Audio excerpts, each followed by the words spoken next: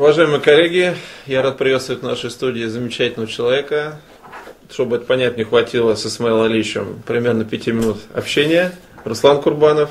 Самая главная характеристика этого человека – глубокий, вдумчивый специалист по кавказским проблемам.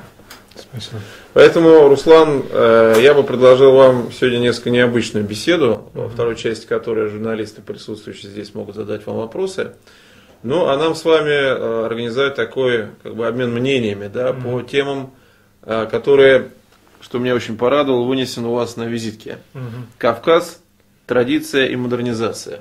Мне лично кажется, что эта тема в ближайшей, скажем, может быть, среднесрочной перспективе, она будет доминирующей для судьбы не только Северного Кавказа, но и всей России. Что вы вкладываете в понятие, или в соединение, точнее сказать, традиции и модернизации? Возможно ли это? Я убежден в том, что это не только возможно, но это единственный путь развития Кавказа и в новом времени, и в составе российского государства, и в более, так скажем, широком окружении стран и народов. Дело в том, что Кавказ – это глубоко традиционное общество, и он таковым был всегда, вне зависимости от того, какой Кавказ – это мусульманский, иудейские какие-то вкрапления в кавказское общество, или это христианский Кавказ. И исторически так сложилось, что он был на грани, так скажем, на рубеже цивилизации, и он всегда был вынужден очень живо реагировать на какие-то исторические изменения. То, что происходит сегодня на наших глазах в мусульманской части, именно Северного Кавказа, стремительная либерализация, форсированная нравов, традиций, кодекса поведения, распад традиционного общества, традиционных ценностей, приводит к тому, что со стороны кавказской мусульманской молодежи идет ответная, агрессивная, радикальная реакция на то, чтобы остановить эти процессы и повернуть их вспять. Вот это пример, так скажем, не самый удачный и, к сожалению, сегодня кровавый, так скажем, насильственной либерализации кавказского сообщества. Я против этого. Я выступаю за то, чтобы Кавказ сохранял свой традиционный облик, за то, чтобы он сохранял свою приверженность своим лучшим традициям. Мы здесь говорим не только о традициях гостеприимства, но и о традициях мужественности, женственности, отношения к старшим, отношения к своему соседу, даже к своему врагу.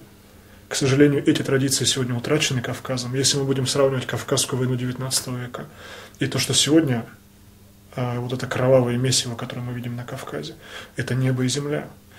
И для того, чтобы нам сохранить Кавказ, для того, чтобы нам сохранить свою страну, я убежден, что Кавказ должен отстаивать свои традиционные ценности, но при этом эти ценности не противоречат идеалам и целям модернизации, которые провозглашены в нашей стране и президентом, да и, так скажем, диктуются нам темпами развития современного общества. И если мы окинем взглядом прошлое, ближайшее прошлое Кавказа, мы видим, что кавказское общество никогда не чуралось развития, никогда не чуралось модернизации, никогда не чуралось того, чтобы освоить самые последние научные разработки и технологии. Мы видим, что как только Кавказ попал в орбиту исламской цивилизации, он дал исламской цивилизации и обществу очень ярких ученых. Почему арабы, мусульмане называли Дагестан морем наук? Почему русские исследователи называли Дагестан таким каменным мешком, ущелье которого дали Кавказу огромное количество ученых и проповедников? Как только Кавказ соприкоснулся с русской европейской цивилизацией, он сразу же породил целую плеяду, целое поколение интеллектуальной элиты. Я говорю о кавказцах, генералах русской армии. Я говорю об ученых, которые заложили, так скажем, российское востоковедение. Я говорю о кавказских дворянах, о политиках, расцвет которых пришелся уже, мы увидели в эпоху революции, когда была создана Горская революция, состоявшая из лучших представителей, Горская республика, да, состоявшая из лучших представителей кавказского социума. Даже после очередной катастрофы, после революции, гражданской войны и, так скажем, подавления кавказского и мусульманского духа безбожным сталинским режимом, Кавказ все равно возродился из пепла и дал советскому государству, советскому обществу опять целую плеяду интеллектуалов и ярчайших лидеров. То же самое мы видим и сегодня. Какие бы кровавые эксперименты ни ставились над Кавказом, он все равно возрождается, он все равно на каждом новом историческом этапе старается идти в ногу с теми процессами, которые идут в остальной стране. И если мы сегодня все вместе, общими усилиями, создадим условия для того, чтобы кавказская интеллектуальная элита, амбициозная молодежь находила себе применение, чтобы она была сопричастна тем процессам, которые происходят сегодня в нашей стране, мы увидим, что кавказское общество, как неотъемлемая часть российского общества, может дать самых ярких представителей и российского социума, и политического класса, и экономической элиты, и стать в авангарде модернизационных процессов в нашей стране, при условии, что она будет оставаться кавказской молодежью, осознающей себя частью российского общества. Вы все время говорите о Кавказе и создается впечатление о Кавказе как о едином целом. А не идет ли сейчас процесс внутренней фрагментации? Не выделяются ли в нем какие-то зоны, где этот процесс модернизации идет быстрее или, напротив, медленнее? Насколько един целостен нынешний Кавказ? Вы знаете, Кавказ настолько противоречивый объект, да, что исторически в нем происходили такие процессы, которые говорили одновременно и о его единстве, и о внутренней противоречивости. Дело в том, что я могу смело говорить о том, что исторически на этом пятачке земли состоялась уникальная цивилизация, кавказская цивилизация.